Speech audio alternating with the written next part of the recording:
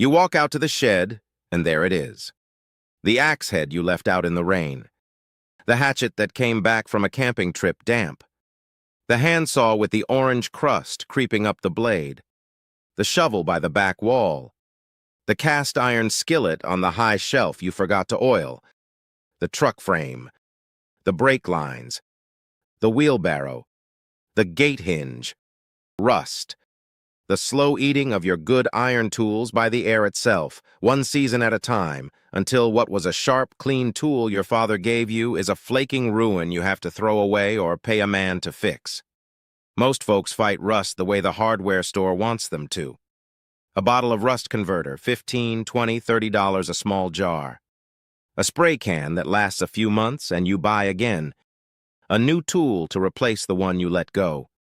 Year after year, paying and paying, watching your good iron slowly turn to powder.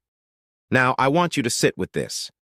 There is a fine powder you can buy for about $3 mixed in a cup of water in your kitchen that does something almost no one believes the first time they see it. You brush it on the rust, and the rust itself turns into a hard, dark blue-black coating that protects the metal underneath. The rust does not just stop. The rust becomes the protection. The disease becomes the cure. That is not me being poetic. That is the chemistry written down in the books since 1813. My name is Elias Yoder. I am Amish and I farm in Lancaster County, Pennsylvania. I'm going to be honest with you right at the start the way I always am. And especially today because the title of this video is bold, and you deserve to know what holds up plain and what holds up with a fair word of explanation. Folks will tell you this makes iron rust-proof forever. That is the bold claim. The truth, which I am going to tell you straight, is more useful. It stops your rust in its tracks, turns it into a protective coating, and gives you metal that needs a small touch-up perhaps once a year instead of new rust eating it down to nothing every season. That is what they mean by forever. A thin coat once a year instead of throwing the tool out in a few years. Honest is more useful than impressive. And once you see it work in your own hands, you will not go back. Now let me show you the powder. Stay with me. Let me first tell you what is really happening. Because once you see the simple chemistry of it, the rest of the video makes plain sense. Rust, that orange flaky stuff eating your iron, is what happens when iron meets water and air and slowly turns to iron oxide. The metal itself loses its tight, hard form and becomes a soft, crumbly compound that just keeps spreading.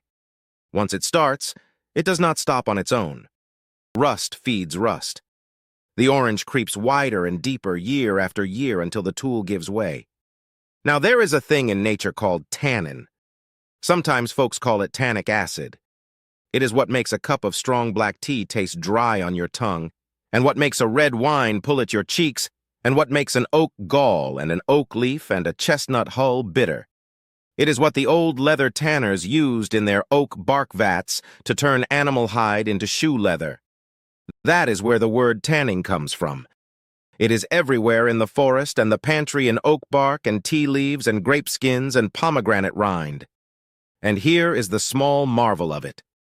When tannin meets rust, the two of them grab onto each other in a chemical handshake, and the orange, flaky rust converts into a brand new compound called ferric tannate, a dark blue-black coating bonded tight to the metal underneath. Hard, stable, and most importantly, not eating the iron the way rust was. The very rust that was destroying your tool becomes the seal that protects it. This is real, well-documented chemistry. A French chemist named Henri Braconnot wrote it up plain as day back in 1813. The Canadian Conservation Institute, the folks who restore iron artifacts in museums, things they intend to keep for hundreds of years, they publish the same exact procedure as their standard method. The museums use it. The military has tested it. The peer-reviewed papers spell it out. This is not folk magic. It is honest chemistry sitting in the books for over 200 years. And the same compound the museum man uses to protect a 1,000-year-old Iron Age sword for the next century is what you are about to mix in a plastic cup for $3. The same dark blue-black on antique ironwork that has lasted 300 years on someone's porch. That is Ferric Tannate. The same near black ink in a medieval handwritten Bible that has held its color for 800 years. That is iron and tannin. The same chemistry. Tannin and iron have been protecting each other longer than anyone alive can remember. Most folks have just never been told the name for it. Now, I owe you the honest scope of what this works on before you go and try it on the wrong thing and feel like I lied to you. Because while folks will tell you this works on any metal, the plain truth is different and more useful. This works on iron and steel. That is what rusts orange. And tannic acid only does its handshake with iron. So your axes, your knives, your hatchets, your hand tools, your cast iron pans, your truck frame, your trailer, your wheelbarrow, your wood stove door, your gate hinges, your toolbox, your nails and bolts, your old farm machinery, your wood-burning stove parts, any honest old iron. All of these are made of iron or steel, and the powder does its work on all of them. It does not do this on aluminum or brass or copper or zinc or stainless steel or anything galvanized. Those metals corrode differently. They do not make orange rust, and the tannin has nothing to grab onto. Use the powder on aluminum and you will get nothing for your trouble.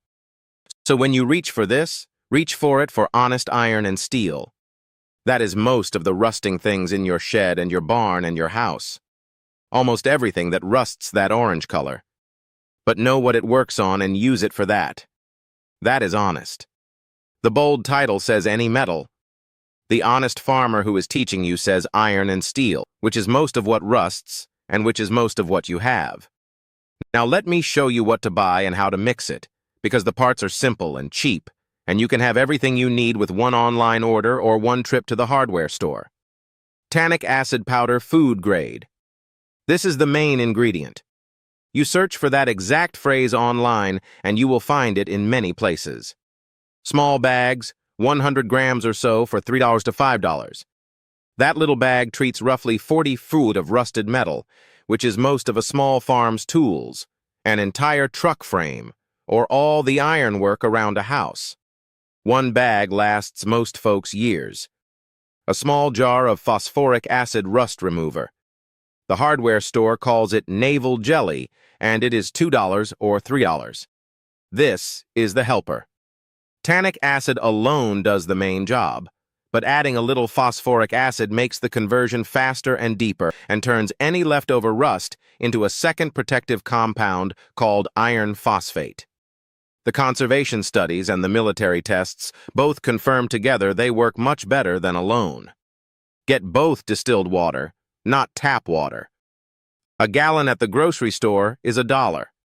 The reason tap water has minerals and sometimes chloride in it, and chloride is the very thing that makes iron rust worse. You do not want to fight the chemistry with the water. A gallon at the grocery store is $1.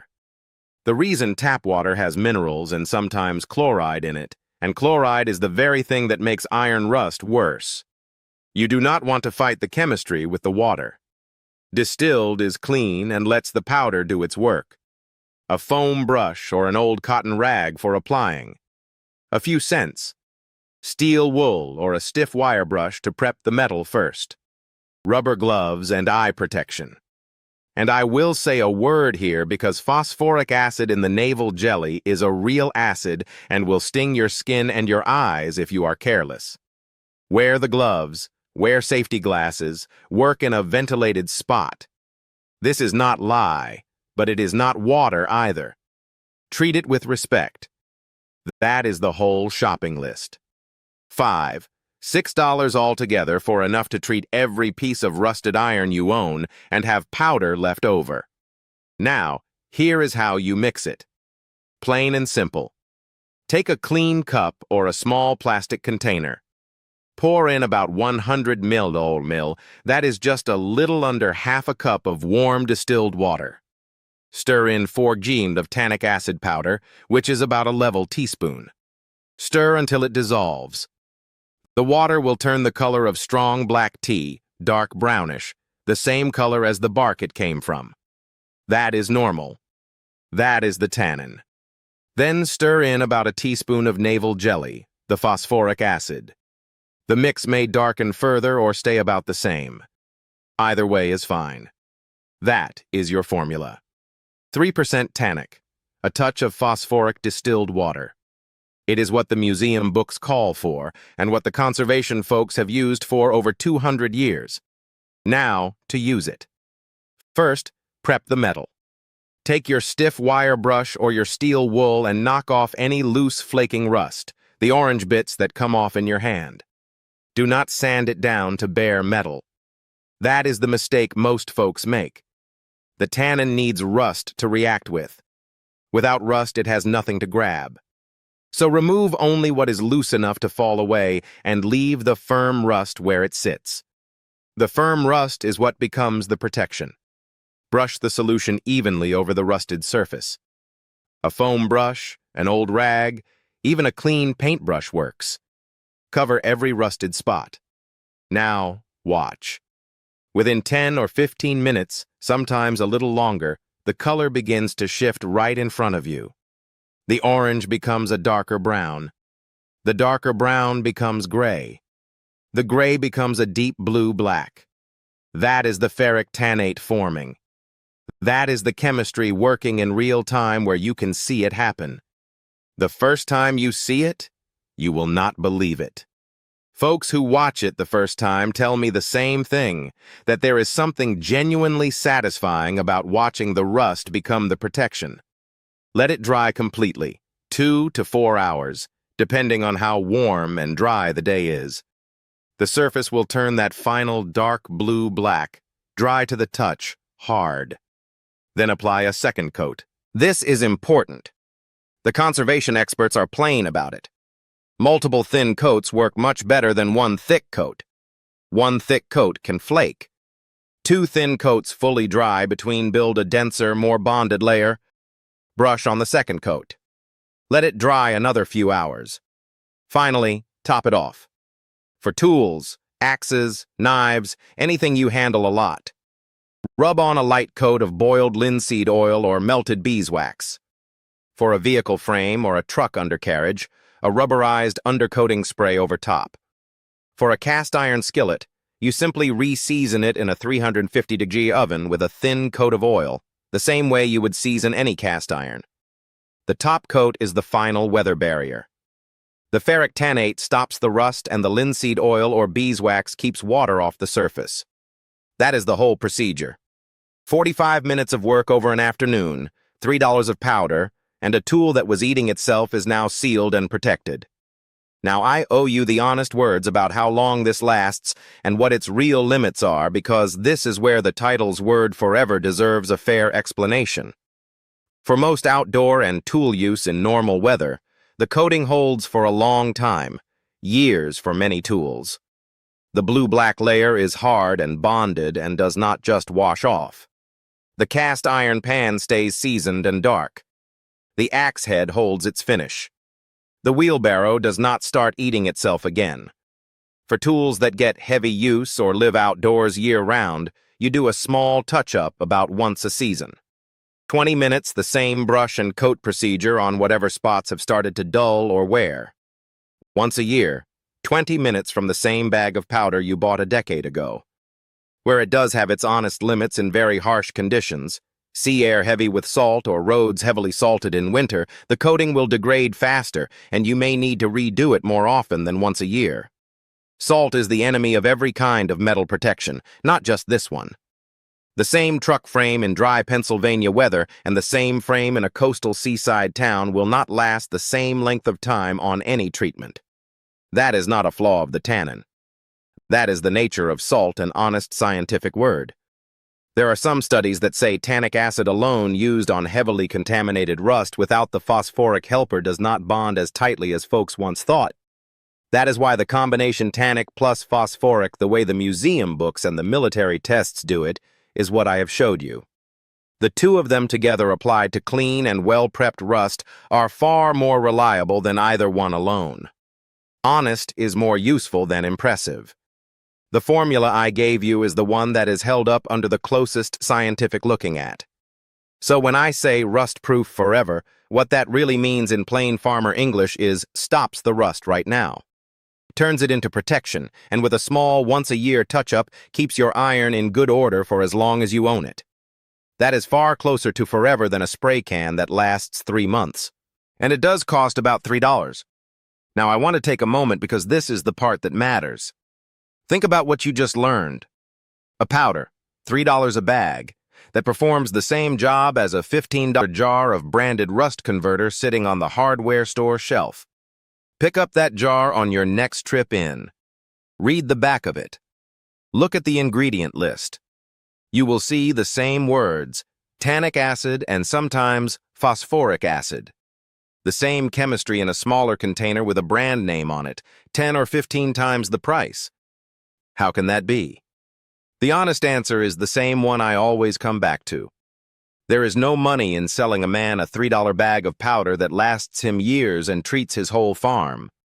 There is good money in selling him a $15 bottle of rust converter every spring and every fall and again next year. The hardware store does not have a sign on the aisle saying, "Here is the same thing for less than a quarter of the price." The branded company does not run a commercial telling you to look for the raw ingredient. So the powder sits on a different shelf in a plain bag with a long name on it, and most folks walk right past it because no one ever told them what it does. That is not a conspiracy. There is no villain in this. It is simpler. A system that makes its money on you not knowing has no reason to teach you. So the old knowledge of the blacksmiths and the leather tanners and the museum men and the simple country chemists has quietly stopped being passed down, and the hardware aisle has taken over. My grandfather would not have called this an Amish secret. He would have called it what it is, plain chemistry that good farmers and good craftsmen used to know. The bag has been on the shelf the whole time. Most folks have just never been told to ask for it. You are being told now. So here is what I want you to do this week. Order a small bag of food-grade tannic acid online, $3 to $5. Pick up a jar of navel jelly at the hardware store, $2 or $3. Grab a gallon of distilled water at the grocery, $1. Find the rustiest, honest piece of iron or steel you have got. An axe head, a hatchet, a cast iron skillet, an old shovel, a handsaw, a toolbox, a gate hinge. Put on your gloves and your safety glasses. Mix the formula. Knock off the loose flakes with steel wool. Brush the dark tea-colored solution onto the rust and watch it happen. See the orange turn to brown. The brown turn to gray. The gray turn to deep blue-black while you stand there. The first time you see it, you will understand why the museum folks use this same chemistry on the iron artifacts they are trying to save for the next 1,000 years. And the same powder in your hands will save your good iron for the rest of your life with one small touch-up a year. Tell me in the comments below, what is the rustiest tool you have been meaning to bring back? The axe, the saw, the cast iron pan, the truck frame, the wheelbarrow? And once you have tried it, come back and tell me what changed when you watch the rust turn dark right under your brush. Because the first time you see it is something most folks remember. I read every single one. Next time I'm going to show you the old way my people sharpen and re-edge a dull axe, a dull knife, a dull pair of shears. So, a tool you thought was finished comes back to better than new with nothing more than a stone, a strop, and 10 minutes of your time. It is the natural next step after today. Don't throw the rusty one away. To mix Elias Yoder's rust restoration formula, you will need the following supplies, which can be acquired for approximately $5 to $6 in total. Core ingredients: food-grade tannic acid powder. This is the primary ingredient that reacts with rust to create ferric tannate. A small 100-gram bag typically costs between $3 and $5 and can treat roughly 40 square feet of metal. Phosphoric acid rust remover. Navel jelly. Referred to as the helper, this speeds up the chemical conversion and adds a second layer of protection called iron phosphate. A small jar costs about $2 or $3. Distilled water. It is essential to use distilled water rather than tap water because tap water contains minerals and chlorides that can worsen rust. Tools for mixing and application. Small plastic container or clean cup, used to mix the water, powder, and jelly. Foam brush or old cotton rag. These are used to apply the solution evenly over the rusted surface. Measuring tools. You will need to measure approximately 100 ml, a little under half a cup, of warm distilled water and 4 grams, about a level teaspoon, of tannic acid powder. Preparation and safety gear. Steel wool or a stiff wire brush. These are required to knock off loose, flaking rust before application. Rubber gloves and eye protection. Because phosphoric acid is a real acid that can sting skin and eyes, safety gear is mandatory.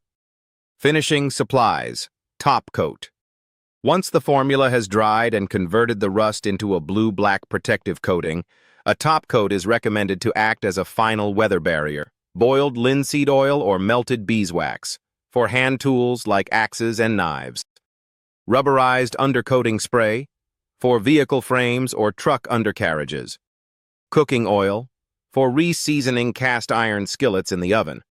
This rust conversion method is specifically designed for iron and steel, as these are the metals that produce the characteristic orange rust required for the chemical reaction. Tannic acid only performs its chemical handshake with iron, converting the orange, flaky rust into a hard, protective compound called ferric tannate.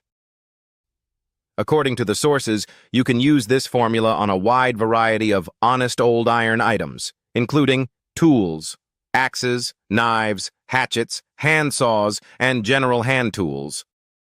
Household and garden items, cast iron pans or skillets, wood stove doors and parts, wheelbarrows, shovels, gate hinges, and toolboxes. Vehicles and machinery, truck frames, trailers, nails, bolts, and old farm machinery. It is important to note that this formula will not work on aluminum, brass, copper, zinc, stainless steel, or anything galvanized. These metals corrode differently and do not produce the orange rust that the tannin needs to grab onto. Stop for a heartbeat and look at the objects surrounding you. That orange dust you see on your vintage blades, your vehicle's skeletal structure, or your grandmother's heirloom cookware isn't just dirt.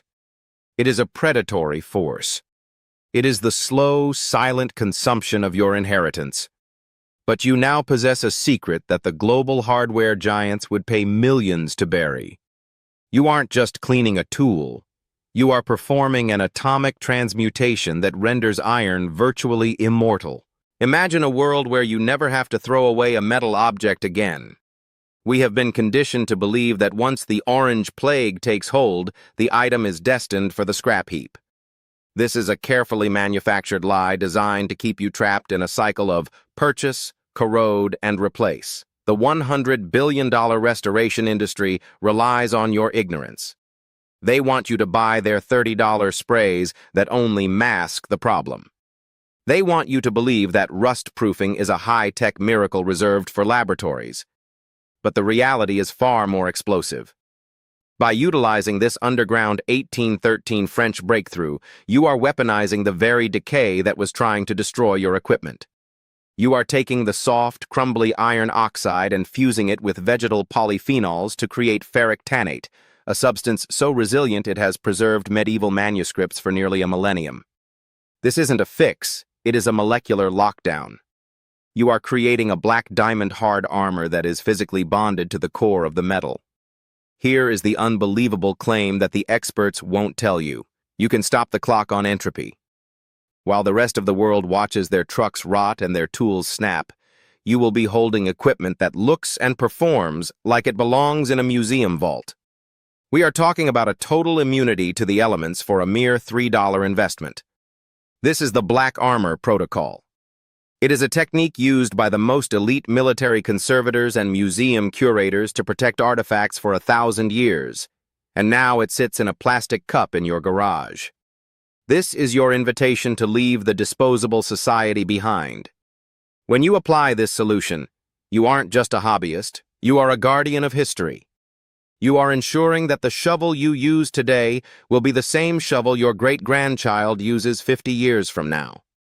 The color change you see, that terrifyingly satisfying shift from necrotic orange to a deep midnight obsidian, is the sound of the rust beast dying and being reborn as a protector. I challenge you right now, go to the darkest corner of your shed. Find the most pathetic, flaking, ruined piece of iron you own, the one you were planning to toss in the bin. Apply the polyphenol phosphoric matrix. If you don't see the most miraculous transformation of your life within 20 minutes, then continue being a slave to the hardware store aisles. But once you see that black shield form, you will realize you have been lied to your entire life about what broken means. Don't just watch this. Execute it. Join the ranks of those who know the truth. The era of buying new tools because the old ones got old is officially over. Your legacy is now rust-proof.